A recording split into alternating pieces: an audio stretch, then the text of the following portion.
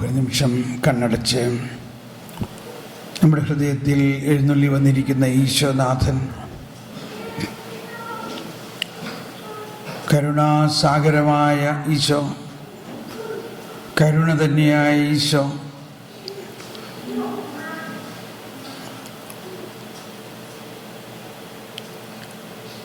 നമ്മെ ജീവിപ്പിക്കുന്ന കർത്താവ് ഈശോ മിശിഹായുടെ കൃപാവരം നാം എല്ലാവരിലും സമ്പൂർണമായിരിക്കുന്നു. വിശ്വാസപൂർവം നമ്മൾ സ്വീകരിച്ച് ദിവ്യരഹസ്യങ്ങൾ ഞങ്ങളുടെ പാപങ്ങളും കടങ്ങളും പുറത്ത് നമ്മളെ നിത്യജീവിതത്തിലേക്ക് പ്രവേശിപ്പിച്ചിരിക്കുന്നു. ഈശോയെ, ഈ വിസ്മരണീയമായ ഈ ദാനത്തിനെ പ്രതി ഞങ്ങൾ നന്ദി പറയുന്നു.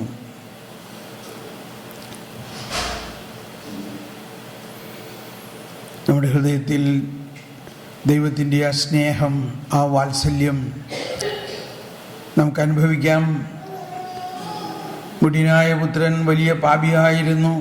അവൻ തിരിച്ചു വന്നപ്പോൾ അവനെ നോക്കി നിൽക്കുന്ന പിതാവ് വാത്സല്യപൂർവം അവനെ ആലിംഗനം ചെയ്യുന്ന പിതാവ് അവന് പുതിയ വസ്ത്രം ധരിപ്പിച്ചു. അതാണ് നീതിയുടെ വസ്ത്രം. അവനെ മോതിരമണിയിച്ചു. അവന് വീണ്ടും പുത്രനാക്കി സ്വീകരിച്ചു. അവന് പുതിയ പാദരക്ഷകൾ കൊടുത്തു. അവനിനി എന്ത് വഴുവഴുപ്പുള്ള പ്രതലത്തിലൂടെ നടന്നാലും അവൻ വീഴില്ല.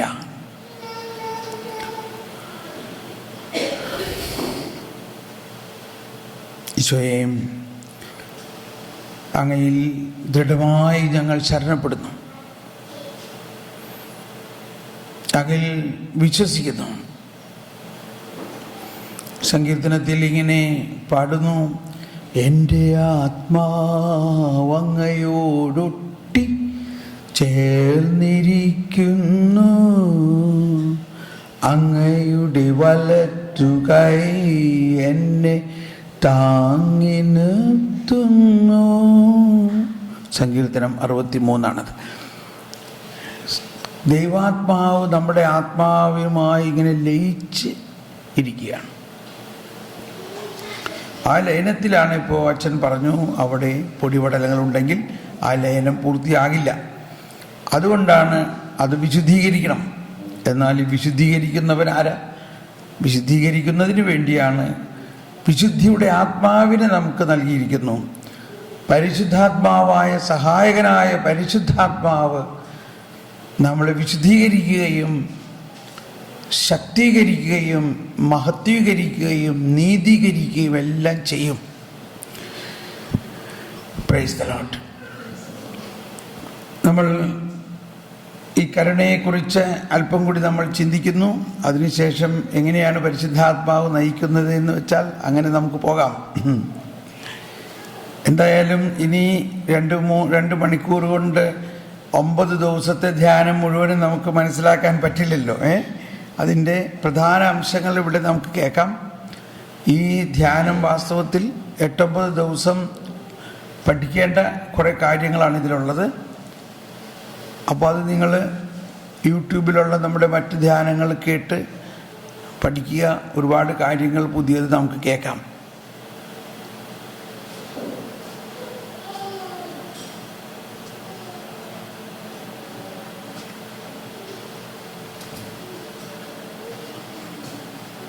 എനിക്കിപ്പോൾ തോന്നുന്നത്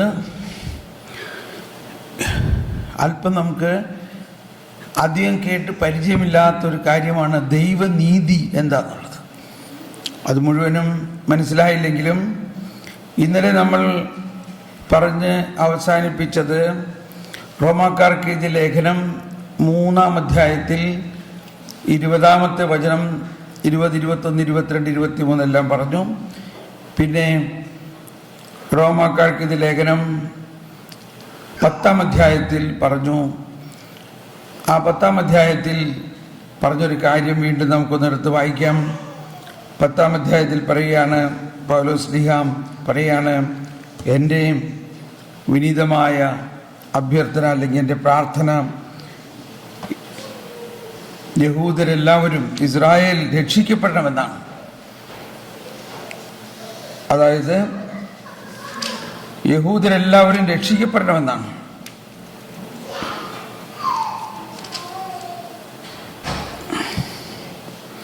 സഹോദരരെയും, എൻ്റെ ഹൃദയപൂർവമായ ആഗ്രഹവും ഇസ്രായേലിന് വേണ്ടി ദൈവത്തോടുള്ള എൻ്റെ പ്രാർത്ഥനയും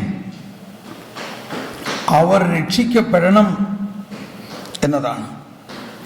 അവർക്ക് ശ്രദ്ധിക്കണം, അവർക്ക് ദൈവത്തെക്കുറിച്ച് തീഷ്ണതയുണ്ട്. എന്നാൽ ആ തീഷ്ണത, എല്ലാവരും ഒന്ന് എടുത്ത് വായിക്കാം.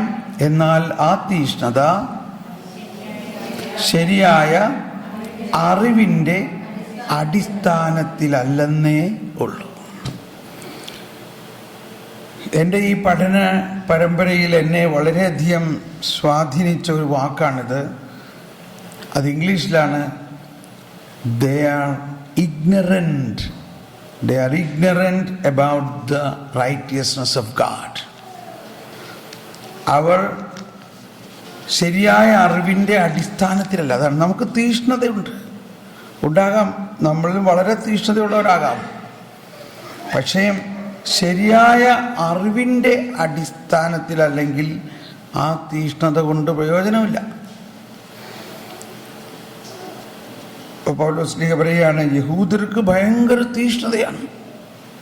അതുകൊണ്ടാണ് അവർ കൽപ്പന ലംഘിച്ചാൽ അവർക്ക് സഹിക്കാൻ പറ്റില്ല. അവർ ഒട്ടനെ അവരെ കല്ലെറിഞ്ഞ് കൊല്ലും.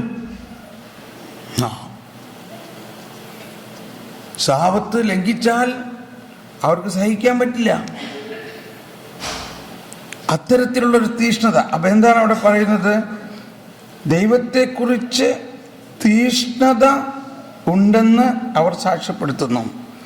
ആ തീഷ്ണത, എല്ലാവരും ഒന്നേറ്റ് പറഞ്ഞേ, ആ തീഷ്ണത ശരിയായ അറിവിൻ്റെ അടിസ്ഥാനത്തിലല്ലെന്നേയുള്ളൂ. എന്തെന്നാൽ ദൈവത്തിൻ്റെ നീതിയെക്കുറിച്ച്, ഒന്നെല്ലാവരും ഉച്ചത്തിൽ പറഞ്ഞേ, ദൈവത്തിൻ്റെ നീതിയെക്കുറിച്ച് അവർ അജ്ഞരാകൊണ്ടും തങ്ങളുടെ തന്നെ നീതി സ്ഥാപിക്കാൻ വ്യഗ്രത കാണിക്കുന്നത് കൊണ്ടും ദൈവനീതിക്ക് അവർ കീഴ്വഴങ്ങിയില്ല. ഇത് ഏതാണ്ട് 5 വർഷം മുമ്പ് ഞാനൊരു ക്ലോയിസ്റ്റഡ് കോൺവെൻറ്റിൽ, അതായത് മിണ്ടാമഠം എന്ന് പറയും, മിണ്ടാമഠം എന്ന് പറഞ്ഞാൽ അവർ ഒരു പ്രാവശ്യം മഠത്തിൽ കയറിയാൽ പിന്നെ ജീവിതകാലം മുഴുവനും അവിടെ തന്നെയായിരിക്കും. ഒരിക്കലും അവർ വീട്ടിൽ പോകാൻ പറ്റാത്ത. ഇപ്പം നമ്മുടെ സിസ്റ്റേഴ്സൊക്കെ വേറൊരു വിളിയാണ്. അവർ എത്ര വർഷത്തിൽ 3 വർഷത്തിലൊരിക്കൽ വീട്ടിൽ പോകില്ലേ? 2 വർഷം. വേറെ ചില കോൺഗ്രിഗേഷൻ, മദർ തെരേസയുടെ ഒക്കെ കോൺഗ്രിഗേഷനിൽ 10 വർഷത്തിൽ ഒരിക്കലേ വീട്ടിൽ പോകാൻ പറ്റുള്ളൂ. മിണ്ടാമഠത്തിൽ ആണെങ്കിൽ എനിക്ക് തോന്നുന്നു ഇപ്പോൾ ജീവിതത്തിൽ ഒരു പ്രാവശ്യം പോകാനുള്ള ഉണ്ടെന്ന് തോന്നുന്നത്. നോർമലി അവർ ഒരു പ്രാവശ്യം മഠത്തിൽ കയറിയാൽ they are closed inside for God. കർത്താവിന് വേണ്ടി മാത്രം ജീവിതം അർപ്പിക്കുന്നു. പിന്നെ അവർ പെട്ടിയിലാക്കിയിട്ട് പുറത്തു വിടുള്ളൂ. മനസ്സിലായോ? മരിക്കുന്ന സമയത്ത് മാത്രമേ പുറത്തു പോവുള്ളൂ. അതാണ് ക്ലോയിസ്റ്റഡ് കോൺവെൻറ്റ് എന്ന് പറഞ്ഞാൽ. അപ്പോൾ ഒരിക്കൽ അങ്ങനെയുള്ളൊരു മഠത്തിൽ, അപ്പോൾ അവിടെ ഒരുപാട് കന്യാസ്ത്രീമാരുന്നുണ്ടാവില്ല. ഇപ്പോഴൊക്കെ വളരെ എണ്ണം കുറഞ്ഞു. ജർമ്മനിയിൽ അങ്ങനെ 4 പേര് മാത്രമുള്ള ഒരു മഠം. 4 പേരെ ധ്യാനിപ്പിക്കാൻ ആരെങ്കിലുമൊക്കെ പോവുമോ? ആരും അങ്ങനെ പോണില്ല. അപ്പോൾ അവർ എനിക്കൊരു എഴുത്തെഴുതി, can you come for a retreat for us? ഞങ്ങൾ 4 പേരേ ഉള്ളൂ, നീ ഞങ്ങൾക്ക് വേണ്ടി വരുമോ? ഞാൻ ഉടനെ പറഞ്ഞു, യെസ്, 4 പേരുള്ളെങ്കിൽ ഞാൻ വരും. അപ്പോൾ എൻ്റെ കൂടെ ജർമ്മൻ ട്രാൻസ്ലേറ്ററും ഒക്കെ ഉണ്ടായിരുന്നു. ഈ ട്രാൻസ്ലേറ്റർ പെണ്ണ് ഞാൻ ഈ പറയണ വചനം അവൾക്ക് ട്രാൻസ്ലേറ്റ് ചെയ്യാൻ പറ്റണില്ല. അത് റോമർ 3:21 നിയമത്തിലൂടെ അല്ലാതെ ഇതാ ദൈവത്തിൻ്റെ നീതി വന്നിരിക്കുന്നു എന്ന് പറഞ്ഞിട്ട് അവൾ പറയാണ്, എന്തി പറയണ നിയമത്തിലൂടെ അല്ലാതെയോ? ഞാൻ പറഞ്ഞു, നീ ട്രാൻസ്ലേറ്റ് ചെയ്യും. അപ്പോഴാണ് എനിക്ക് മനസ്സിലായത് ഫരിസേയ സ്വഭാവം എന്തോരം നമ്മൾക്ക് ദൂഷ്യം ചെയ്യുന്നു എന്നുള്ളത്. മാത്രമല്ല അപ്പോഴാണ് എനിക്ക് മനസ്സിലാവുന്നത്, ദൈവമേ, ഈ ദൈവനീതി നിയമത്തിലൂടെ അല്ലാതെ കർത്താവിൻ്റെ കരുണയിലൂടെ കിട്ടുന്ന ഒന്നാണ്.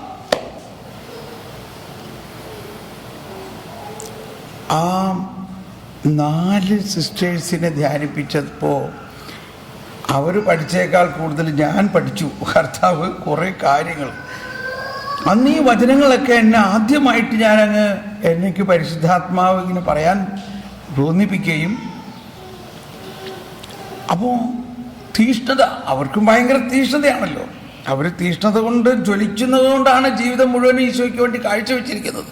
പക്ഷെ ആ തീഷ്ണത ശരിയായ അറിവിൻ്റെ അടിസ്ഥാനത്തിൽ അല്ലെങ്കിൽ ഉണ്ടാകുന്ന ദൂഷ്യങ്ങൾ.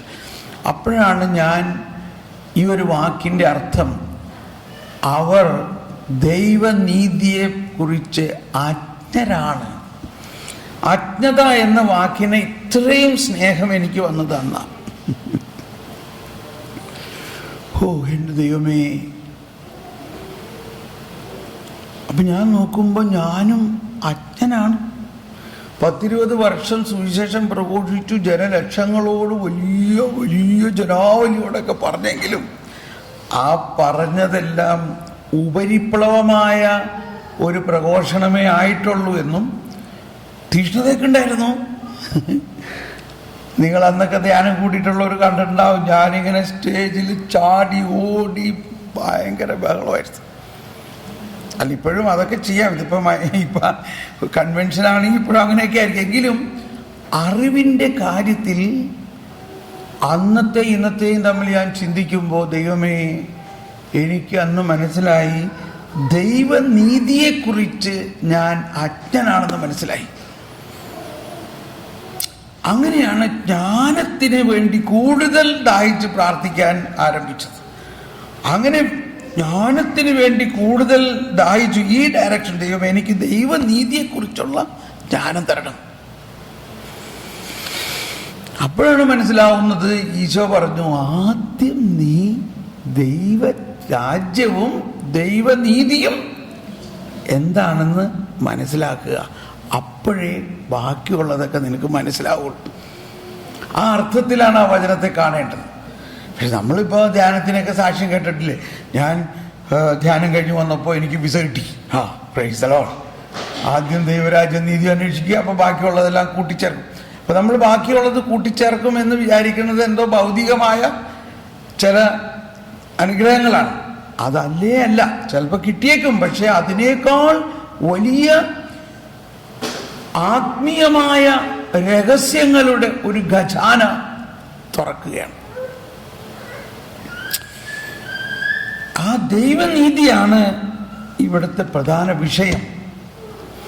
ദൈവനീതി. അപ്പൊ ആ ദൈവനീതി, ഫരിസേയരുടെ നീതിയും ദൈവനീതിയും തമ്മിൽ ഉള്ള വ്യത്യാസം മനസ്സിലാകുമ്പോഴാണ് നമുക്കുണ്ടാകുന്ന ഒരു ദൈവാനുഭവത്തിൻ്റെ പ്രത്യേകത. അപ്പോൾ പൗലോസ്ലീഹയുടെ പ്രബോധനം മുഴുവനും ഈ രഹസ്യത്തിൻ്റെ ഒരു വെളിപാടാണ്. ആ ദൈവനീതി ഈ റോമാക്കാർക്ക് ഇത് ലേഖനം 3, 4, 5, 6, 7, 8, 9, 10 ഇതെല്ലാ അധ്യായത്തിലും കൂട്ടിച്ചേർക്കുകയാണെങ്കിൽ ഈ ദൈവനീതിയെക്കുറിച്ചുള്ള പടിപടിയായിട്ടുള്ള എക്സ്പ്ലനേഷനാണ് അതിൽ കൊടുത്തിരിക്കുന്നത്. 3-ാം അധ്യായത്തിൽ നമ്മൾ കേട്ടു. പെട്ടെന്നൊന്ന് ഓടിച്ച് നോക്കാം കേട്ടോ, പെട്ടെന്നൊന്ന് ഓടിച്ച് നോക്കാം. നിങ്ങൾക്കൊരു ഒരു ഒരു ഒരു ഓറിയൻറ്റേഷൻ കിട്ടും. പിന്നീട് അത് ഒന്ന് ശ്രദ്ധിച്ച് വായിച്ചാൽ മതിയാവും. 3-ാം അധ്യായത്തിൽ കണ്ടോ, 3-ാം അധ്യായത്തിൻ്റെ ഉപശീർഷകം തന്നെ നീതീകരണം വിശ്വാസത്തിലൂടെ. നിയമവും പ്രവാചകന്മാർ 3:21 നിയമവും പ്രവാചകന്മാരും സാക്ഷ്യപ്പെടുത്തിയിട്ടുള്ള ഒന്ന് ഉച്ചത്തിൽ പറഞ്ഞേ, ദൈവനീതി. കണ്ടോ, ദൈവനീതി. അപ്പൊ നമ്മൾ നീതി എന്ന് പറയുമ്പോൾ ശ്രദ്ധിക്കണം. കുറ്റം ചെയ്യുന്നവനെ ശിക്ഷിക്കുന്നത് നീതിയാണെന്നാണ് നമ്മൾ വിചാരിക്കുന്നത്. അത് ഫരിസേയ നീതിയ. ദൈവനീതി എന്ന് പറയുന്നത് കുറ്റം ചെയ്യുന്നവനെ കേൾക്കാം. എന്താ ദൈവനീതി? നിയമത്തിലൂടെ അല്ലാതെ ഇപ്പോൾ വെളിപ്പെട്ടിരിക്കുന്നു. ഈ ദൈവനീതി എല്ലാവരും ഏറ്റു പറഞ്ഞുകൊണ്ട് വിശ്വസിക്കുന്ന എല്ലാവർക്കും വിശ്വസിക്കുന്ന എല്ലാവർക്കും ആരെന്നുള്ള വ്യത്യാസം കൂടാതെ യേശുക്രിസ്തുവിലുള്ള വിശ്വാസം വഴി ലഭിക്കുന്നതാണ്. ആരെന്നുള്ള വ്യത്യാസം എന്ന് അവിടെ പറയണത്. അപ്പൊ ആ കാലഘട്ടത്തിലുള്ള യഹൂദർക്ക് മാത്രമേ ഈ രക്ഷ കിട്ടുള്ളൂ എന്നുള്ളൊരു സങ്കല്പമായിരുന്നു. പിന്നീടാണ് യഹൂദർക്ക് മാത്രമല്ല, രക്ഷ എല്ലാവർക്കും വേണ്ടി ദൈവം തന്നിരിക്കുന്നതാണെന്നുള്ള വെളിപാടുകളിലേക്ക് അപ്പസ്തോലന്മാർ തന്നെ നയിക്കപ്പെടുകയും പത്രോസെല്ലാം പ്രാർത്ഥിച്ചുകൊണ്ടിരിക്കുമ്പോൾ മോളിൽ നിന്നൊരു വിരിയിൽ മൃഗങ്ങളൊക്കെ കെട്ടി താഴോട്ടിറക്കണതും വെട്ടി തിന്നാൻ പറയണതും, അത് കഴിഞ്ഞിട്ട് പത്രോസിനെ പരിശുദ്ധാത്മാവ് കൊർണേലിയോസിന്റെ വീട്ടിലേക്ക് നയിക്കുന്നതും, മാമോദീസ പോലും സ്വീകരിക്കാത്ത കൊർണേലിയോസിനോട് വചനം പ്രഘോഷിച്ചപ്പോൾ പരിശുദ്ധാത്മാവ് കൊണ്ട് അവരൊക്കെ നിറഞ്ഞതും, വിജാതീയരായ അവർ പരിശുദ്ധാത്മാവ് കൊണ്ട് നിറഞ്ഞു എന്ന് കണ്ട് അത്ഭുതപ്പെട്ട ഇസ്രായേൽക്കാരിലെ കണ്ടോ. അപ്പോ അത്രയ്ക്ക് ജനറസ് ആയിട്ട് പരിശുദ്ധാത്മാവിന്റെ പ്രവർത്തനം വിജാതീയരിൽ പോലും പ്രവർത്തിക്കുന്നു. നമ്മുടെ നാട്ടിലിപ്പോൾ നമുക്ക് കാണാം, ഡിവൈനിലും അല്ലെങ്കിൽ നമ്മുടെ ധ്യാന കേന്ദ്രങ്ങളിലൊക്കെ എന്തോരം വിജാതീയരാണ്. മാമോദീസ പോലും സ്വീകരിച്ചിട്ടില്ലെങ്കിലും അവർ നമ്മളോട് വർത്തമാനം പറയണ കേട്ട് കഴിയുമ്പോൾ നമ്മൾ അത്ഭുതപ്പെടും. എൻ്റെ പേര് കാർത്തിയാനി, എന്നോട് പരിശുദ്ധാത്മാവ് ഇങ്ങനെ പറഞ്ഞു, അതുകൊണ്ട് വേഗം ചെല്ലണം. ഒരു ഞങ്ങളുടെ ടീമുമായിട്ട് അസോസിയേറ്റഡ് ആയിട്ടൊരു സഹോദരിയുടെ പേര് രമ നായർ. അവൾ പറയാണ്, എന്നോട് പരിശുദ്ധാത്മാവ് പറഞ്ഞു ബ്രദർ തോമസ് പോളിൻ്റെ 50 ദിവസത്തെ ധ്യാനം കൂടണമെന്ന്. ദൈവമേ, ഞാൻ എന്ത് ചെയ്യും? ഞാൻ പരിശുദ്ധാത്മാവിനോട് പറഞ്ഞു, എനിക്ക് എൻ്റെ ഭർത്താവിനോട് ഇത് പറയാൻ പറ്റില്ല, നീ തന്നെ എന്ന് പറയും. 4 കുട്ടികളുണ്ട്. 4 കുട്ടികളെ ഇട്ടിട്ട് ഞാൻ എങ്ങനെ ധ്യാനം കൂടാൻ പോകും? ഞാൻ കരഞ്ഞ് പ്രാർത്ഥിച്ച് പരിശുദ്ധാത്മാവ് വായെടുത്താൽ പരിശുദ്ധാത്മാവിനെ പറയുള്ളൂ. എനിക്ക് വളരെ സന്തോഷമാണ്. എന്നാലും ഞാൻ പറയാനേ, അവരുടെ ആ ഒരു എക്സ്പ്രഷനെ, തോമസ് പോളെ ബ്രദറെ എന്നിട്ട് എന്തുണ്ടായെന്നറിയോ? ഞാൻ പറയൂല, പരിശുദ്ധാത്മാവ് തന്നെ എൻ്റെ ഭർത്താവിനോട് പറയും. അങ്ങേർക്ക് ഇത്രയും വലിയ വിശ്വാസത്തിൽ വന്നിട്ടില്ല. ധ്യാനത്തിൻ്റെ തലേ ദിവസമായിട്ടും ഒരനക്കൂല, എന്ത് ചെയ്യും?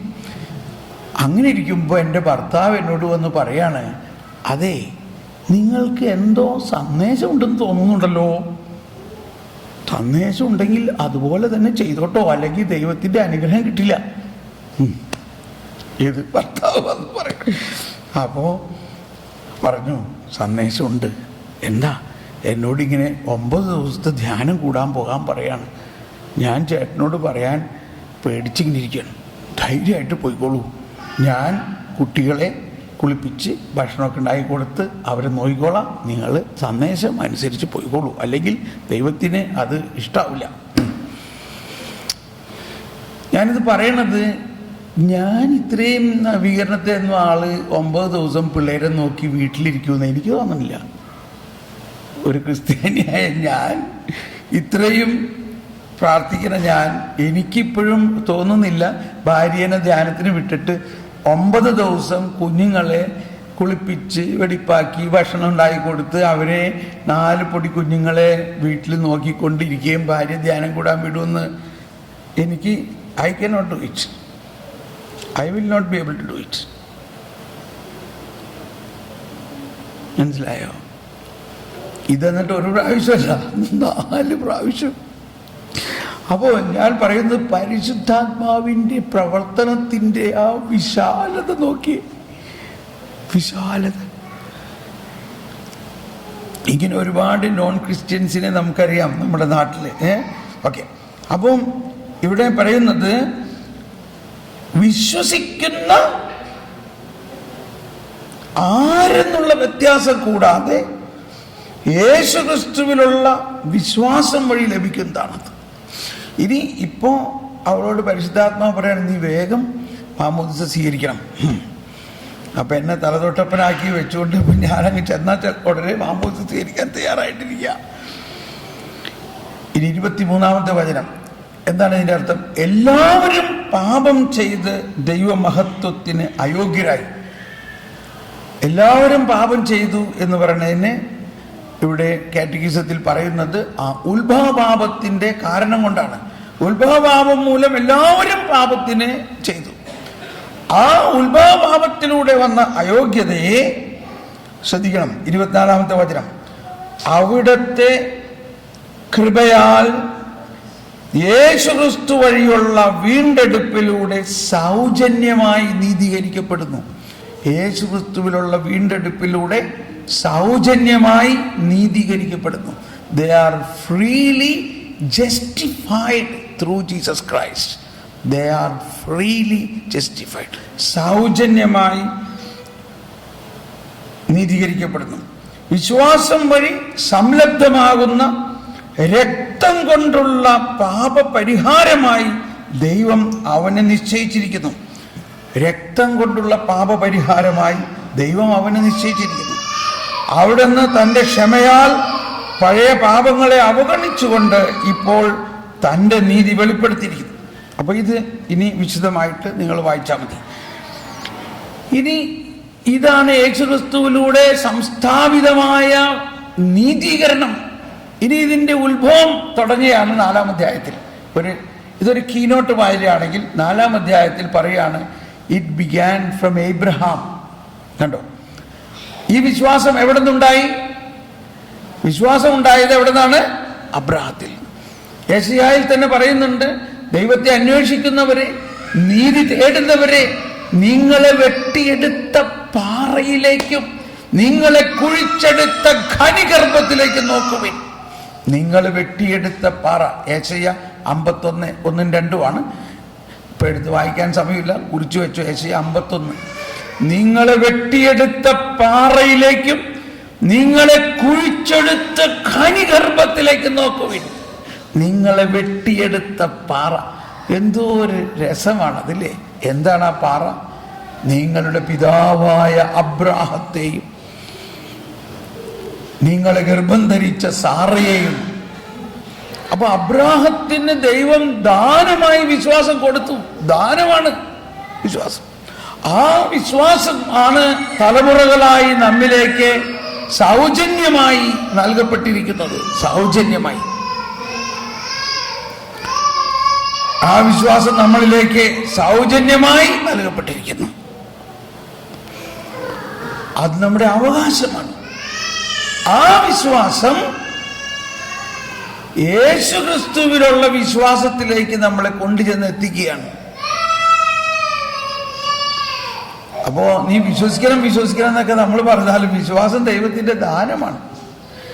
അബ്രാഹത്തിന് വല്ല വിശ്വാസം ഉണ്ടായിരുന്നോ? അബ്രാഹത്തിനൊരു വിശ്വാസം ഉണ്ടായിരുന്നില്ല. അബ്രാഹത്തിന് ദൈവം ദാനമായിട്ട് ഈ വിശ്വാസം കൊടുക്കുകയാണ് ഇത്. അപ്പോൾ ആ വിശ്വാസത്തിന്റെ ഉള്ളടക്കം, ദ കണ്ടന്റ് ഓഫ് ഫെയ്ത്ത് ആണ് നമ്മളുടെ വളർച്ചയ്ക്ക് ആവശ്യമായ ഒരു കാര്യം. എന്താണ് ആ വിശ്വാസം എന്ന ദാനത്തിൽ അടങ്ങിയിരുന്നത്?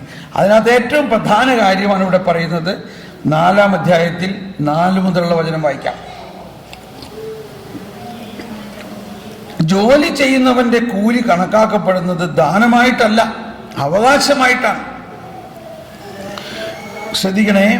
ഇനി 5-ാമത്തെ വചനം എല്ലാവരും ഒന്ന് എടുത്ത് വായിച്ചേ. പ്രവൃത്തികൾ കൂടാതെ തന്നെ പാപിയെ നീതീകരിക്കുന്നവനിൽ വിശ്വസിക്കുന്നവന്റെ വിശ്വാസം നീതിയായി പരിഗണിക്കപ്പെടുന്നു. ഇത് മനസ്സിലാക്കാൻ ഏറ്റവും ബുദ്ധിമുട്ടുള്ള ഒരു കാര്യമാണ്. പ്രത്യേകിച്ച് നമ്മളെപ്പോഴും ശിക്ഷിക്കുന്ന ഒരു ദൈവത്തെ നമ്മളുടെ ബാക്ക്ഗ്രൗണ്ടിൽ കിടക്കുന്നത് കൊണ്ട് ഇത് മനസ്സിലാക്കാൻ വളരെ ബുദ്ധിമുട്ടാണ്. അതാണ് ഫരിസേയരോട് പറഞ്ഞത്. അവർക്ക് അജ്ഞതയുണ്ട്. എന്താണ് അവരുടെ അജ്ഞത? അവര് അബ്രാഹത്തിന്റെ മക്കളാണെന്ന് പറയുന്നെങ്കിലും അബ്രാഹത്തിന്റെ വിശ്വാസത്തിന്റെ ആ ക്വാളിറ്റി മനസ്സിലാവുന്നില്ല. പ്രവൃത്തി കൂടാതെ തന്നെ, ഒന്ന് വായിച്ചത്, പ്രവൃത്തി കൂടാതെ തന്നെ പാപിയെ നീതീകരിക്കുന്നവനിൽ വിശ്വസിക്കുന്നവന്റെ വിശ്വാസം നീതിയായി പരിഗണിക്കപ്പെടുന്നു. ഇത് ബുദ്ധിമുട്ടാണ്. ഇവിടെയാണ് നമുക്ക് ജ്ഞാനത്തിൻ്റെ ആവശ്യം. എനിക്കിത് മനസ്സിലായത് കുറേ ജ്ഞാനത്തിന് വേണ്ടി പ്രാർത്ഥിച്ചു കഴിഞ്ഞപ്പോഴും മാത്രമല്ല, കുറച്ച് പാപികളായിട്ടുള്ള കോണ്ടാക്റ്റ് ഉണ്ടാകുമ്പോഴാണ്. നമ്മൾ തന്നെ എന്തെങ്കിലും പാപം ചെയ്തിട്ടുണ്ടെങ്കിൽ ആ പാപത്തിൽ നിന്ന് നമുക്ക് കിട്ടുന്ന മോചനത്തിൻ്റെ അനുഭവത്തിലൂടെയാണത്. വളരെ വലിയ വലിയ പാപികളെ നമ്മൾ കാണുമ്പോൾ നമുക്ക് അവരോട് വലിയൊരു കാരുണ്യം തോന്നുമ്പോൾ അപ്പം നമുക്ക് മനസ്സിലാവും ഇത് ദൈവനീതിയാണ്. അപ്പം ഞാൻ അധികവും പ്രവർത്തിക്കുന്നത് യൂറോപ്പിലാണ്. അവിടെ നമ്മളുടെ മാതിരിയല്ല, അവിടെ വലിയ വലിയ പാപങ്ങളുടെ ഒരു നാടാണ്. അവരെ കുറ്റം പറയല്ല. ഇപ്പം നമ്മൾ ഈ ഇൻ്റലിജൻസ് വിമോചനവും ഇതൊക്കെ ഇതെല്ലാം ആണ്. എവിടെയാണ് പ്രധാനമായിട്ട് ആവശ്യമായിട്ടുള്ളത്? ഭയാനകമായ പാപങ്ങൾ. അത് നമ്മളൊന്നും കേട്ടിട്ട് പോലും ഉണ്ടാവില്ല. അതുകൊണ്ട് ഞാനിപ്പോൾ ഇവിടെ പറയണില്ല അത്. പക്ഷെ ഇത്രയും മനസ്സിലാക്കുക, ഭയാനകമായ പാപങ്ങളുള്ള ചെയ്യുന്ന അവസ്ഥകളുണ്ട്. അങ്ങനെയുള്ള ആളുകൾ ജയിലിലാണ് ഒരുപാട് പേര്.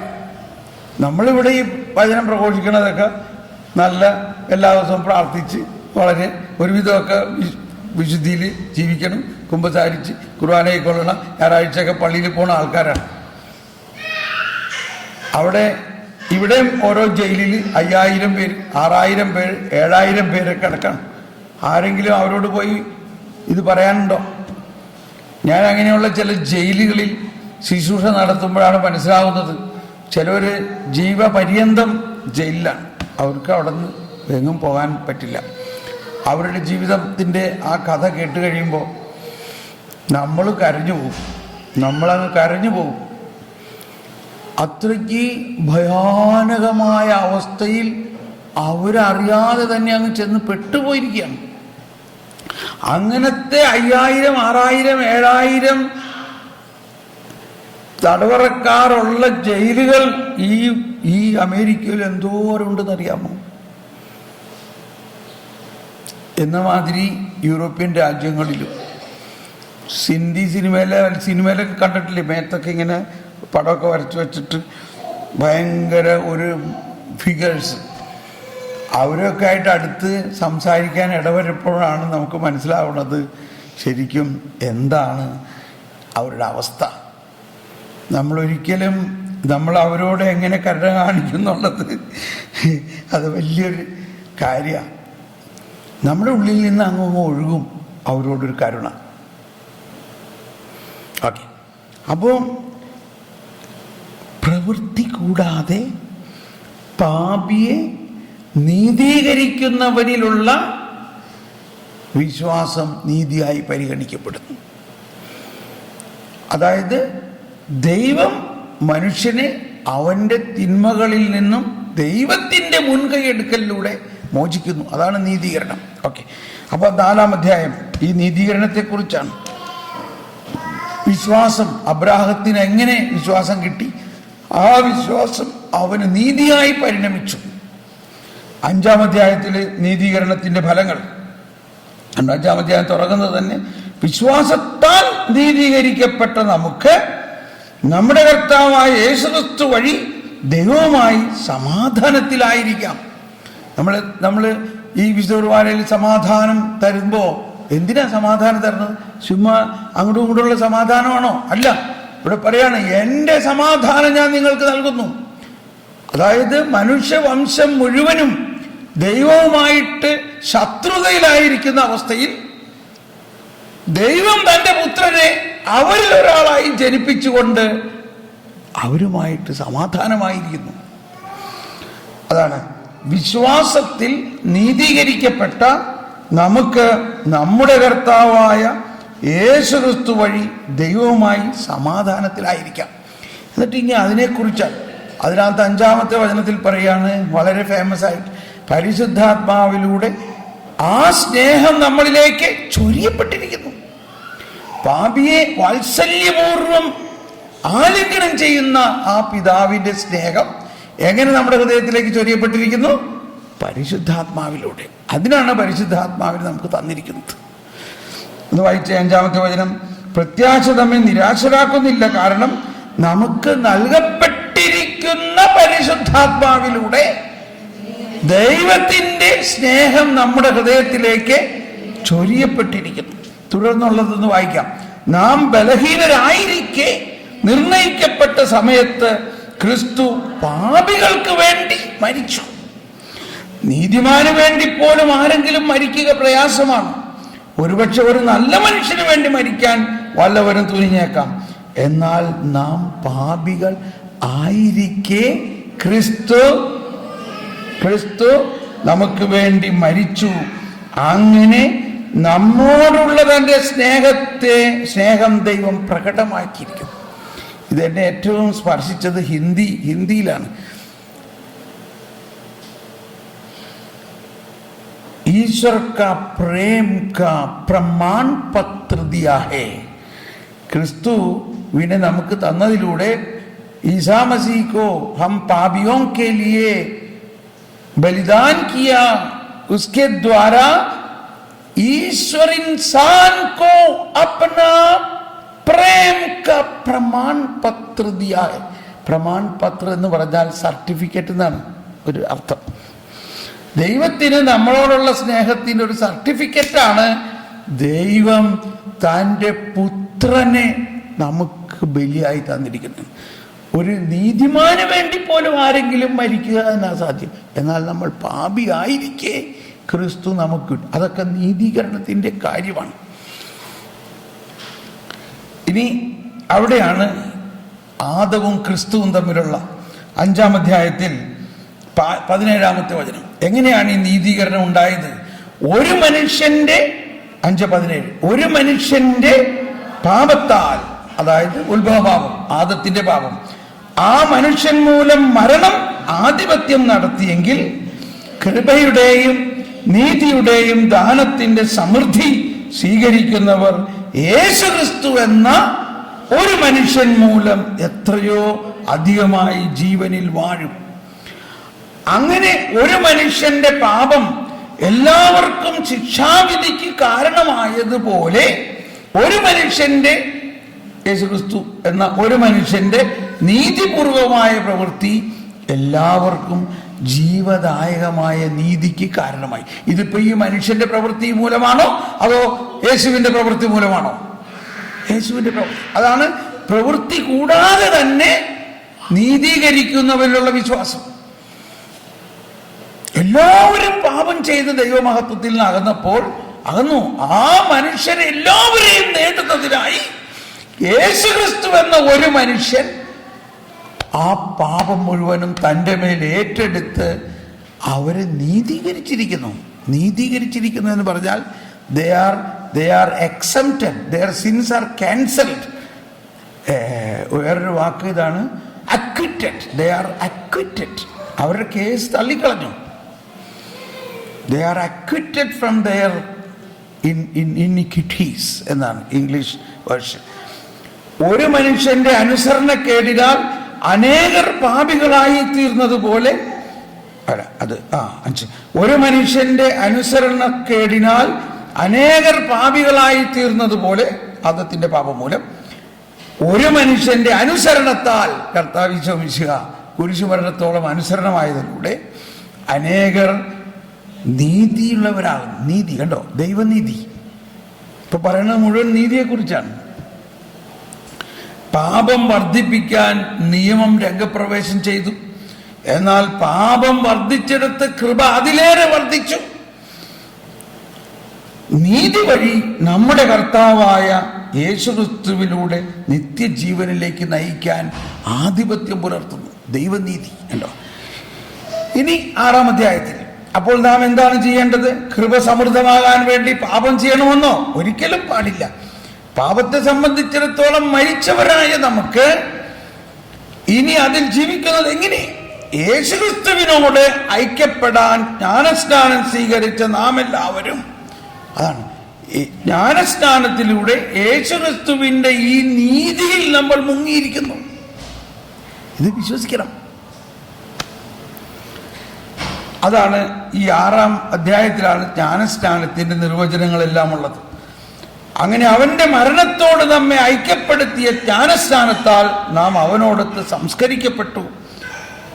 6:23 പറയുന്നത്,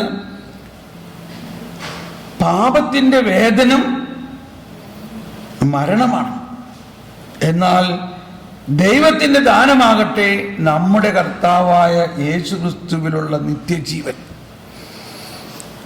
ഇത് വിശദമായിട്ട് വായിക്കാം. ഇനി 7-ാം അധ്യായം, നിയമത്തിൽ നിന്ന് മോചനം. ഇവിടെയാണ് പൗലോസ് പറയുന്നത്, ഞാൻ ഇച്ഛിക്കുന്ന നന്മയല്ല ചെയ്തു പോകുന്നത്, ഇച്ഛിക്കാത്ത തിന്മ ചെയ്തു പോകുന്നു. ആരെന്നെ ഈ അവസ്ഥയിൽ നിന്ന് മോചിപ്പിക്കും? അപ്പൊ നമ്മൾ എത്ര പ്രാവശ്യം കോലൊടിച്ചു വിട്ടിട്ടുണ്ട്. ഞാനിനി ഒരിക്കലും ദേഷ്യപ്പെടില്ല. പക്ഷെ കുമ്പസാരം കഴിഞ്ഞ് വീട്ടിൽ ചെന്ന അന്ന് തന്നെ നമ്മൾ ദേഷ്യപ്പെടും. അപ്പൊ നമ്മൾ മനസ്സിലാവുന്നു, ഇച്ഛിക്കുന്ന നന്മയല്ല, ഇച്ഛിക്കാത്ത തിന്മയാണ് ഞാൻ ചെയ്തു പോകുന്നത്. അതിൽ നിന്ന് മനസ്സിലാകുന്നു, എൻ്റെ ശരീരത്തിൽ മറ്റൊരു നിയമം എന്നെ ഭരിക്കുന്നു, ആധിപത്യം പുലർത്തുന്നു, പാപത്തിൻ്റെ നിയമം. എങ്ങനെ ഈ അവസ്ഥയിൽ നിന്ന് ഞാൻ മോചിക്കും? അവിടെ പറയാണ്, കർത്താവായ യേശുക്രിസ്തു വഴി. കർത്താവായ യേശുക്രിസ്തു തൻ്റെ ജീവൻ നമ്മളിലേക്ക് നൽകിയിരിക്കുന്നതിലൂടെ, തൻ്റെ കൃപ നമ്മിലേക്ക് നൽകിയിരിക്കുന്നതിലൂടെ, നമ്മളിൽ ഒരു രൂപാന്തരീകരണം നടക്കുന്നതിലൂടെ മാത്രമേ പാപം പൂർണ്ണമായിട്ട് നമ്മളിൽ നിന്ന് പോവുകയുള്ളൂ. ഇച്ഛിക്കുന്ന നന്മയല്ല, ഞാൻ ഇച്ഛിക്കാത്ത തിന്മയാണ് ഞാൻ ചെയ്തു പോകുന്നത്. അപ്പോൾ പാപത്തിന്റെ പ്രവർത്തനത്തെക്കുറിച്ച് 8-ാം അധ്യായത്തിൽ പറയുകയാണ്, ഇനി യേശുക്രിസ്തുവിനോട് ഐക്യപ്പെട്ടിരിക്കുന്നവർക്ക് ശിക്ഷാവിധി ഇല്ല. യേശുക്രിസ്തുവിലുള്ള 8-ാം അധ്യായം 2, എന്നാൽ യേശുക്രിസ്തുവിലുള്ള ജീവാത്മാവിന്റെ നിയമം നിന്നെ പാപത്തിന്റെയും മരണത്തിന്റെയും നിയമത്തിൽ നിന്ന് സ്വതന്ത്രനാക്കിയിരിക്കുന്നു. ഇത്തിരി ബുദ്ധിമുട്ടാണ് കേട്ടോ ഇത്, പക്ഷേ ഇതാണ് സത്യം. യേശുക്രിസ്തു നമ്മൾ എന്ത് ചെയ്തു? യേശുക്രിസ്തു വന്നത് ഫരിസേയരെ പോലെ നമ്മുടെ പാപം കണ്ടുപിടിച്ച് ശിക്ഷിക്കാനാണോ, അതോ ഇടയന ആടിനെ അന്വേഷിക്കുന്നത് പോലെ നമ്മളെ അന്വേഷിച്ച് നടന്ന് തോളിലേറ്റിക്കൊണ്ടുവന്ന് രക്ഷിക്കാനാണോ? മനസ്സിലായോ? ആ യേശുക്രിസ്തുവിനോട് ഐക്യപ്പെട്ടിരിക്കുന്നവർക്ക് ഇനി ശിക്ഷാവിധി ഇല്ല. എന്തെന്നാൽ യേശുക്രിസ്തുവിലുള്ള ജീവാത്മാവിന്റെ നിയമം നിന്നെ പാപത്തിന്റെയും മരണത്തിന്റെയും നിയമത്തിൽ നിന്ന് സ്വതന്ത്രമാക്കിയിരിക്കുന്നു. എന്നിട്ട് അതിന്റെ അവസാനത്തിലാണ് റോമർ 8:11, യേശുക്രിസ്തുവിനെ മരിച്ചവരിൽ നിന്നും ഉയർപ്പിച്ചവന്റെ ആത്മാവ് നിങ്ങളിൽ വസിക്കുന്നുണ്ടെങ്കിൽ, യേശുക്രിസ്തുവിനെ ഉയർപ്പിച്ചവൻ നിങ്ങളിൽ വസിക്കുന്നതിന്റെ ആത്മാവിലൂടെ നിങ്ങളുടെ മർത്യ ശരീരങ്ങൾക്ക് പുതുജീവൻ നൽകും. എ ന്യൂ ലൈഫ്, പുതുജീവൻ. അങ്ങനെയുള്ള പുതുജീവനിൽ ജീവിക്കുന്നവരാണ് ക്രിസ്ത്യാനികൾ. അങ്ങനെ ആ പുതുജീവനിൽ നമ്മൾ ജീവിക്കുമ്പോൾ പരിശുദ്ധാത്മാവിൽ ഉള്ള ഒരു ജീവിതമാണത്. പരിശുദ്ധാത്മാവ് നമ്മളെ വിശുദ്ധീകരിക്കുകയും നീതീകരിക്കുകയും ചെയ്യുന്നു. ഇനി 9-ാം അധ്യായത്തിൽ ഈ ഇസ്രായേലിന്റെ തിരിച്ചുവരവ്, 10-ാം അധ്യായത്തിൽ നമ്മളിപ്പോൾ കേട്ടു, ദൈവത്തിൻ്റെ നീതിയെക്കുറിച്ച് അവർ അജ്ഞരായതുകൊണ്ടാണ്. 11-ാം അധ്യായത്തിൽ വീണ്ടും ഈ പുതുജീവനെ കുറിച്ചാണ് പറയുന്നത്. വിജാതീയർക്ക് രക്ഷ വന്നതും. 12-ാം അധ്യായത്തിൽ എന്താണ് ക്രിസ്തുവിൽ നവജീവിതം എന്നത്. അപ്പൊ ഇങ്ങനെ നമ്മൾ മനസ്സിലാക്കേണ്ട ഒരു രഹസ്യം, ദൈവനീതി എന്താണെന്ന് മനസ്സിലാക്കണം. ദൈവനീതി എന്താണെന്ന് ഈ കാറ്റഗിസത്തിൽ പഠിപ്പിക്കുന്നതിൽ ഒരു ഭാഗം ഞാൻ വായിക്കാം. 1990, 92, 93, 94 ഭാഗങ്ങളിൽ 1992 ആദ്യം വായിക്കാം. 1992 പറയുന്നത്, 1992 അതാണ് ദൈവനീതിയെക്കുറിച്ചുള്ള പ്രബോധനങ്ങൾ.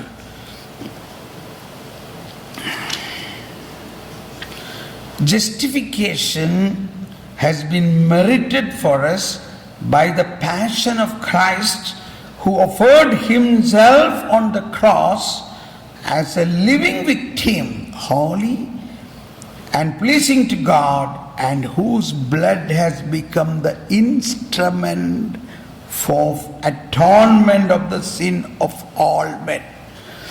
അപ്പോൾ ഈ ദൈവത്തിൻ്റെ നീതീകരണം നമുക്ക് ലഭിച്ചത് നമ്മുടെ പ്രവൃത്തി മൂലമല്ല. യേശുക്രിസ്തുവിൻ്റെ പാപപരിഹാര ബലിയുടെ യോഗ്യതയാലാണ്. പാപപരിഹാര ബലിയായി, സജീവ ബലിയായി യേശു തന്നെ സമർപ്പിക്കുകയും അവൻ്റെ രക്തം നമ്മുടെ പാപമോചനത്തിനുള്ള അറ്റോൺമെന്റ്, പാപമോചനത്തിനുള്ള എന്താ അതിന് പറയണത്, മോചനദ്രവ്യമായി മാറി എന്ന് പറയാം. അങ്ങനെയാണ് നമ്മൾ നീതീകരിക്കപ്പെടുന്നത്, നമ്മുടെ പ്രവൃത്തിയുടെ ഫലമല്ല. അടുത്ത് പറയാണ് 94 പറയുന്നത്, justification is the most excellent work of God's love made manifest in Christ Jesus. യേശുക്രിസ്തുവിൽ നമുക്ക് പരിശുദ്ധാത്മാവിലൂടെ നൽകപ്പെട്ടിട്ടുള്ള ദൈവസ്നേഹത്തിൻ്റെ ഏറ്റവും മഹോന്നതമായ പ്രവർത്തനമാണ് നീതീകരണം, ദൈവനീതി എന്നത്. Justification is the most excellent work of God's love made manifest in Christ Jesus and granted by the Holy Spirit. അതാണ് പരിശുദ്ധാത്മാവിലൂടെ നമുക്ക് നൽകപ്പെട്ടിരിക്കുന്ന ദൈവസ്നേഹത്തിൻ്റെ ഏറ്റവും മഹോന്നതമായ പ്രവർത്തനമാണ് നീതീകരണം.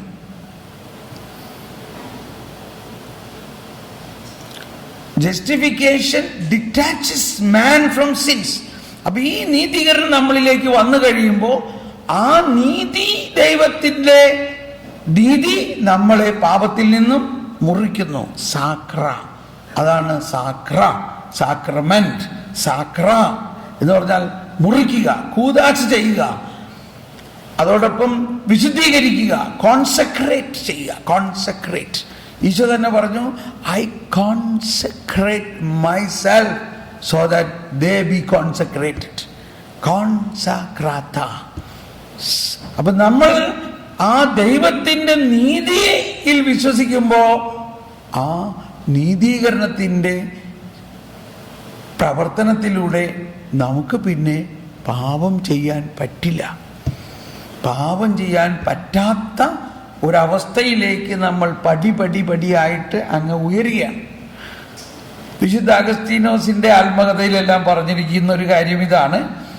പറയുമ്പോൾ അത് ഒരു പെട്ടെന്ന് അങ്ങനെ സംഭവിച്ചതായിട്ട് ആണ് അതിൽ എഴുതിയിരിക്കുന്നതെങ്കിലും അഗസ്തീനോസിന് കൂദാശ 33 വയസ്സിലാണ് അഗസ്തീനോസിന് വിശ്വാസം കിട്ടിയത്. അതിനു മുമ്പ് അയാൾ ഒരു അവിഹിത ബന്ധവും ഒരു കുട്ടിയെല്ലാം ഉണ്ടായിരുന്നു.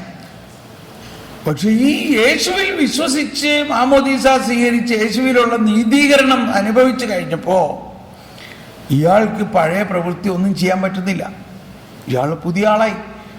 അപ്പോൾ ഈ പെണ്ണ് ഒരു ദിവസം ഇയാളെ കാണാണ്ടായപ്പോൾ ഇയാൾ പോണ വഴി കണ്ടുപിടിച്ച് അവിടെ നോക്കി നിന്നു. എന്നിട്ട് പറഞ്ഞു, അഗസ്തീനോസേ, നിനക്ക് എന്ത് പറ്റി? നീ എന്താ എൻ്റെ അടുത്ത് വരാത്തപ്പോ? ഞാൻ നിന്റെ ആ കാമുകിയാണ്, അല്ലെങ്കിൽ നിന്റെ ഫ്രണ്ടാണ്. നീ എന്നെ വിട്ടു പോയ എന്താ? ഞാൻ നിന്റെ അതേ പഴയ പെണ്ണ് തന്നെയാണ്. I am your that old friend, come. അപ്പൊ അഗസ്തീനോസ് പറഞ്ഞു എന്നാ പറയണേ, but I am not the old Augustine. I am not the old Augustine. ഇത് അങ്ങനെ വാസ്തവമാണത്. പക്ഷെ അത് നമ്മൾക്ക് പെട്ടെന്നങ്ങ് അനുഭവമാകാത്തത് ഈ നീതിയെക്കുറിച്ചുള്ള പൂർണ്ണ രഹസ്യം മനസ്സിലാകാത്തതുകൊണ്ടാണ്. അതാണ് പൗലോസ് പറഞ്ഞത്, അവർക്ക് ദൈവനീതിയെക്കുറിച്ച് അജ്ഞരാണ്. പൗലോസിൻ്റെ തന്നെ അവസ്ഥ നോക്കി. ഡമാസ്കസിലേക്ക് ക്രിസ്ത്യാനികളെ പീഡിപ്പിക്കാൻ വേണ്ടി അറസ്റ്റ് വാറണ്ടുമായിട്ട് പോയിക്കൊണ്ടിരുന്ന പൗലോസിനെ യാത്രാമധ്യത്തിൽ പരിശുദ്ധാത്മാവ് കയറി പിടിച്ചു. കർത്താവ് മിശിഹ തൊട്ടു. എന്ത് സംഭവിക്കുന്നു? ഒരുപാട് ദിവസം എടുത്തോ? ഏതാനും മണിക്കൂറിനകത്ത് അയാളിൽ മാറ്റമുണ്ടായി. 3 ദിവസത്തിനകത്ത് ഇയാളിൽ ഒരു പൂർണ്ണ രൂപാന്തരീകരണം ഉണ്ടായി. അതാണ് ദൈവനീതി. എന്നിട്ട് അയാൾ ഡമാസ്കസിൽ പോയോ? പോയി. ക്രിസ്ത്യാനിനെ അറസ്റ്റ് ചെയ്തോ? മറിച്ച് ക്രിസ്തുവിനെ പ്രഘോഷിക്കുന്നു. 180 ഡിഗ്രി തിരിഞ്ഞു. അതാണ് ദൈവനീതി. ഇതിൽ പൗലോസിന്റെ എന്തെങ്കിലും ഇനിഷ്യേറ്റീവ് കൊണ്ടാണോ ഇത് നടന്നത്?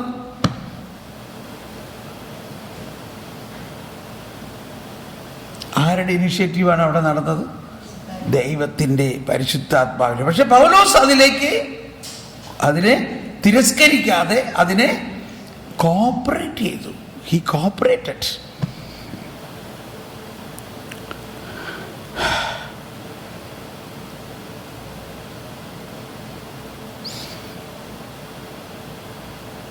ഇതാണ് സങ്കീർത്തനങ്ങളിലെല്ലാം പറയുന്നത്. നീതി, സങ്കീർത്തനം 18 ഉള്ളൊരു വാക്കാണ്, നീതിയുടെ കവാടങ്ങൾ എനിക്കായി തുറന്നു തരിക ഞാൻ. ആ നീതിയുടെ കവാടം എന്നതാണ് നമ്മൾ ഇവിടെ എല്ലാം മേഴ്സി ഡോർ എന്ന് പറയുന്നത്.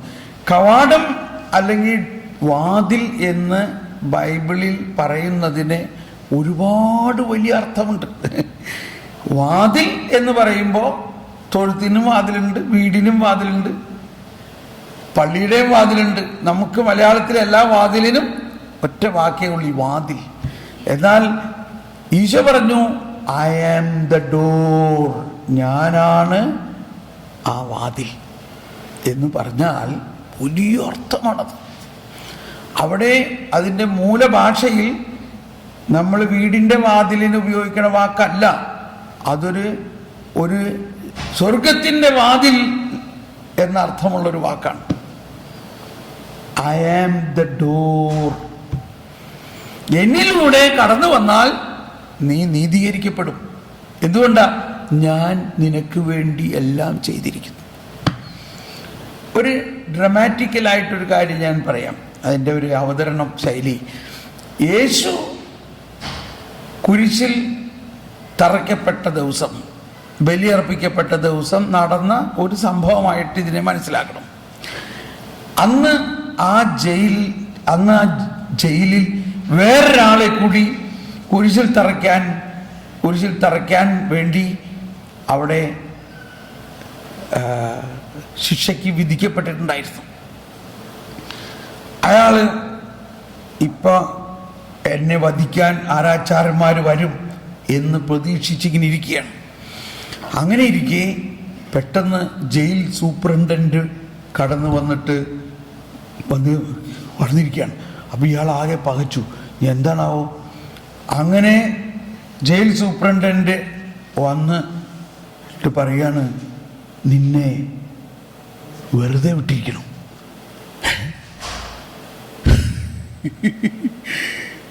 ഇവന് ഒന്നും മനസ്സിലാവണില്ല. എന്നെ വെറുതെ വിടുക? ഞാൻ ഈ നാട്ടിലെ ഇത്രയും വലിയ കൊലപാതകിയും വലിയ തിന്മകൾ ചെയ്ത എനിക്ക്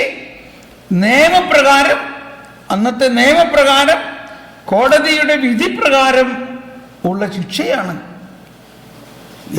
എന്നെ വധിക്കുക എന്നുള്ളത്. ഞാൻ അതിനു വേണ്ടി നോക്കിയിരിക്കുമ്പോൾ വെറുതെ വിടുമെന്ന് പറഞ്ഞാൽ എന്താ? നിങ്ങൾ എന്നെ ഈ കൊല്ലാൻ പോണ നേരത്ത് കളിയാക്കാണോ? അല്ല, അയാൾ പറഞ്ഞു കാണും, ചിലപ്പോൾ വേറെ ആരെങ്കിലും ആയിരിക്കും. ഈ ജയിൽ സൂപ്രണ്ടന്റ് കടലാസ് എടുത്തിട്ട് വായിച്ചു, KP ബറബാസ് 303 നമ്പർ. അത് ശരിയാണല്ലോ, KP ബറബാസ് ഞാനാണ്. ഇതാ കടലാസ് പിടിച്ചോളൂ, നിന്റെ വിലങ്ങുകൾ ഞാൻ അഴിക്കുന്നു, പുറത്തു വരാം. എന്താ സംഭവിക്കണം ദൈവമേ, എൻ്റെ മേലൊക്കെ കുളിര് പോരണം. എന്ത് സംഭവിച്ചു? പുറത്തു വരൂ, ഞാൻ പറഞ്ഞുതരാം. ഇയാളെ പുറത്തു കൊണ്ടുവന്നു. പറഞ്ഞു, ദാ അവിടെ ഒരു മല കാണുന്നില്ലേ? ആ മലമുകളിലുള്ള 3 കുരിശുകൾ നീ കാണുന്നില്ലേ? ആ 3 കുരിശുകൾ, അതിൻ്റെ നടുവിലുള്ള കുരിശിലായിരുന്നു നിന്നെ തൂക്കേണ്ടിയിരുന്നത്. ആ 2 വശത്തുമുള്ള കുരിശിൽ കിടക്കുന്നത് നിന്റെ സുഹൃത്തുക്കളാണ്. എന്നിട്ട് എന്തു പറ്റി? ആ നടുവിൽ കിടക്കുന്ന കുരിശിൽ കിടക്കുന്ന ആൾ നിന്റെ സകല തിന്മകളും അതിന്റെ ശിക്ഷയും അതിന്റെ ശാപവും ഏറ്റെടുത്തു. നിനക്ക് വേണ്ടി ജീവൻ അർപ്പിച്ചിരിക്കുന്നു. വാട്ട്? എന്റെ പാപം അയാൾ ഏറ്റെടുത്തുന്നോ? എന്റെ ശിക്ഷ അയാൾ ഏറ്റെടുത്തുന്നു. മഹാത്മാവ് ആരാണത്? അതാണ് നസ്രായനായ ഈശോ. നസ്രായനായ യേശു. അവൻ നിന്റെ പാപവും അതിൻ്റെ ശിക്ഷയും അതിൻ്റെ ശാപവും ഏറ്റെടുത്ത് നിന്നെ നീതീകരിച്ചിരിക്കുന്നു. നീ സ്വതന്ത്രനാണ്, നിനക്ക് പോകാം. You are അക്വിറ്റഡ്.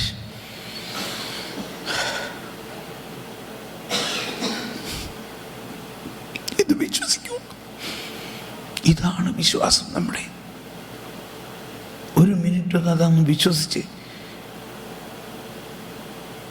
ഇത് വിശ്വസിക്കുമ്പോൾ ആ യേശുക്രിസ്തുവിലൂടെ നടപ്പാക്കപ്പെട്ട ആ നീതി, ആ ദൈവനീതി വിശ്വസിക്കുന്നവന്റെ ഉള്ളിലേക്ക് ഒഴുകും. അവന് അത് നീതിയായി പരിഗണിക്കപ്പെടും. അതാണ് അബ്രാഹത്തിന്റെ വിശ്വാസം. പ്രവൃത്തി കൂടാതെ. ഇപ്പൊ ഈ ബറബ്ബാസിന്റെ വല്ല പ്രവൃത്തി കൊണ്ടാണോ ബറബ്ബാസ് വെറുതെ വിട്ടത്? ബറബ്ബാസിന്റെ വല്ല പ്രവൃത്തി കൊണ്ടാണോ ബറബ്ബാസിനെ വെറുതെ വിട്ടത്?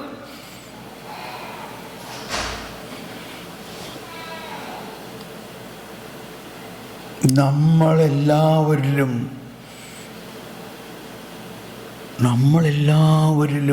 ഉള്ള തിന്മ നമ്മുടെ പ്രവൃത്തി കൂടാതെ തന്നെ കർത്താവ് ഈശോ മിശിഹായുടെ പ്രവൃത്തിയിലൂടെ നീതീകരിക്കപ്പെട്ടിരിക്കുന്നു.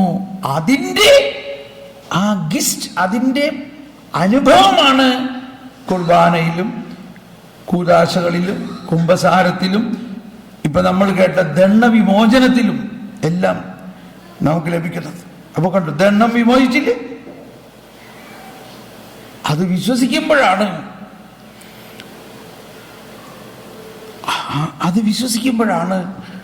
നമ്മളിൽ ഈ പാപം നമ്മളെ വിട്ടുപോകുന്നത്.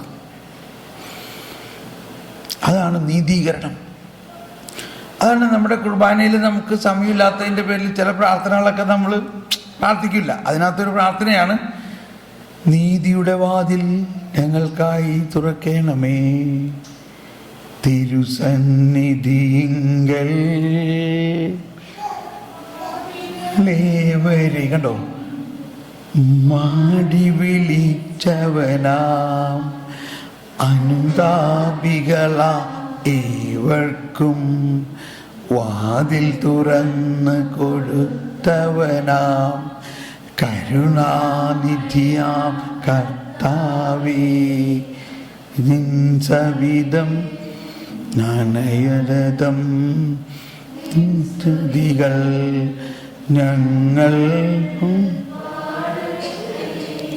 അതിനു മുമ്പ് ആ കുർബാന പുസ്തകം ഇവിടെ ഉണ്ടായിരുന്നല്ലോ, അവിടെ ഒന്നെടുത്തവനെ കുർബാന പുസ്തകം.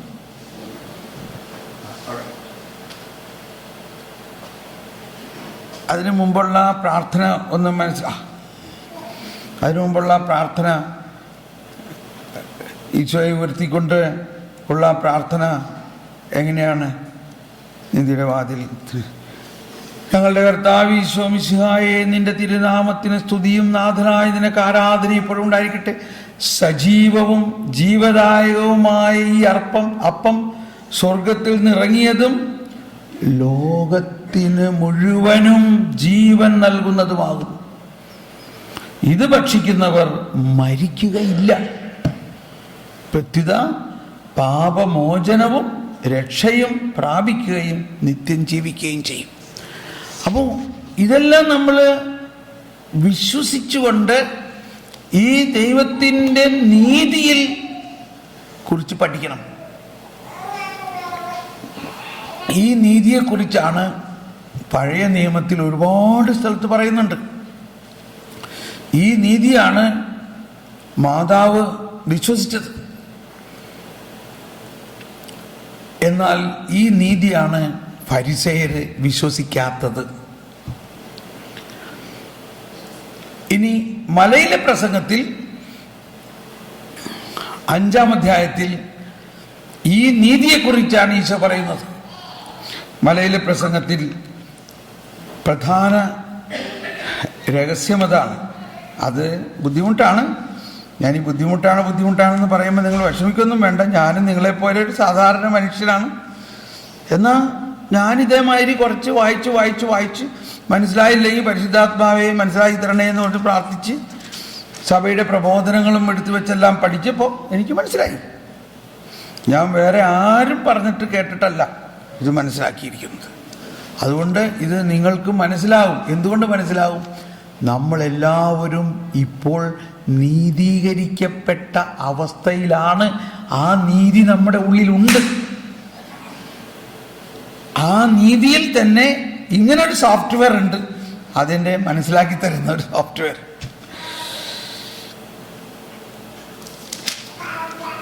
സുവിശേഷ ഭാഗ്യങ്ങളിലെ പ്രധാനപ്പെട്ട ഒന്ന്, നീതിക്ക് വേണ്ടി വിശക്കുകയും ദാഹിക്കുകയും ചെയ്യുന്നവർ ഭാഗ്യവാന്മാർ. അപ്പൊ ഈ വിശപ്പ് ദാഹം എന്നൊക്കെ പറഞ്ഞാൽ, പ്രത്യേകിച്ച് ഇപ്പൊ അമേരിക്കയിലുള്ള നിങ്ങൾക്ക് വല്ല വിശപ്പുണ്ടോ, വല്ല ദാഹമുണ്ടോ? എന്തും ഇഷ്ടം പോലെ. വാൾമാർട്ടിൽ അങ്ങ് ചെന്ന് കഴിഞ്ഞാൽ ഒരു ട്രോളിയിൽ സാധനങ്ങൾ മേടിക്കണ കണ്ടു കഴിഞ്ഞാൽ ആ മനുഷ്യനെ തന്നെ കാണാൻ പറ്റാത്ത രീതിയിൽ അത്രയും സാധനങ്ങളാണ്. എന്നിട്ട് അത് കൊണ്ടുവന്ന് നമ്മുടെ സ്റ്റോർ റൂമിൽ നിറച്ചിരിക്കുന്നു. പിന്നെ എന്ത് വിശപ്പ്! അപ്പോൾ നിങ്ങളെ സംബന്ധിച്ച് വിശപ്പും ദാഹവും എന്ന വാക്കിന് അർത്ഥമറിയില്ല. അതുകൊണ്ട് നിങ്ങൾ നാട്ടിലുള്ള വിശക്കുന്ന നിങ്ങളുടെ ആരെങ്കിലുമൊക്കെ ഒന്ന് ഓർക്കണം, നല്ലതാണ്. അല്ലെങ്കിൽ നിങ്ങൾ തന്നെ ഈ സാധനങ്ങളൊക്കെ മേടിച്ചു കൊണ്ടുവന്നിട്ട് ഇതിവിടെ ഇരിക്കട്ടെ. കർത്താവേ, ഞാൻ 2 ദിവസം ഈ വിശപ്പൊന്ന് ആസ്വദിക്കട്ടെ, ഒന്ന് ചെയ്തു നോക്ക്. I am telling you, it will be really a blessing. നമ്മൾ പണ്ട് കഞ്ഞി കുടിക്കാൻ കാശില്ലാതിരുന്ന കാലത്ത് വിശന്നു സ്കൂളിൽ പോയിരുന്നപ്പോൾ ഒരു ചേട്ടൻ പറയാണ്, എൻ്റെ ബ്രദറെ, ഞാനെല്ലാം പണ്ട് സ്കൂളിൽ പോയിരുന്നപ്പോൾ എൻ്റെ വീട്ടിൽ ചോറും കറിയൊന്നും ഉണ്ടായിരുന്നില്ല. എങ്കിലും ഞങ്ങൾ തറവാട്ടുകാരായതിൻ്റെ പേരിൽ ഉച്ചയ്ക്ക് എന്താണ് ഉപ്പുമാവ് കഴിക്കാൻ ഞങ്ങൾക്ക് അനുവാദം ഉണ്ടായിരുന്നില്ല. അമ്മ പറയും, നീ അവിടെ പോയി കഴിക്കരുത് കേട്ടോ, വല്ല ആൾക്കാരും കണ്ട എന്ത് പറയും. പക്ഷേ ഇവിടെ ഒന്നുമില്ല തന്നെ. എന്നിട്ട് ഉച്ചയ്ക്ക് അവിടെ ഉപ്പുമാവ് കൊടുക്കണ നേരത്ത് ഞങ്ങളവിടെ ഞങ്ങളുടെ ട്രൗസർ വലിച്ചു കെട്ടി അവിടെയൊക്കെ കളിച്ചുകൊണ്ട് നടത്തും. വല്ല പേരെയും മാവുമ്മയൊക്കെ കയറി അതും ഇതൊക്കെ ഇടിച്ച് തിന്നു. എൻ്റെ ബ്രദറെ, അങ്ങനെ ജീവിച്ച ഞങ്ങളാണ് ഇന്ന് അമേരിക്കയിൽ വന്ന് എനിക്ക് 2 പെട്രോൾ പമ്പുണ്ട്, 4 കാറുണ്ട്, 3 വീടുണ്ട്, അങ്ങനെ സമൃദ്ധമായ എല്ലാം തന്നു.